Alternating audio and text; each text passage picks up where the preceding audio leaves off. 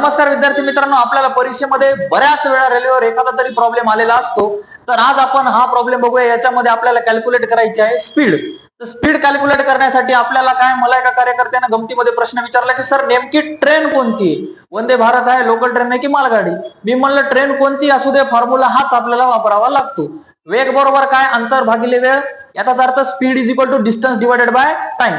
जर आपल्याला speed kilometre प्रति तास मध्ये जर काढायची असेल तर या फॉर्म्युल्याला आपल्याला 18/5 ने गुणाकार करावा लागतो. आणि जर मीटर पर सेकंद मध्ये काढायची असेल तर या फॉर्म्युल्याला आपल्याला 5/18 ने गुणाकार करावा लागतो. तर आपल्याला प्रॉब्लेम काय दिलेला आहे, 270 मीटरची रेल्वे गाडी आहे, एका खांबाला 9 सेकंदात पार करते. तर आपल्याला तिची स्पीड काढायची.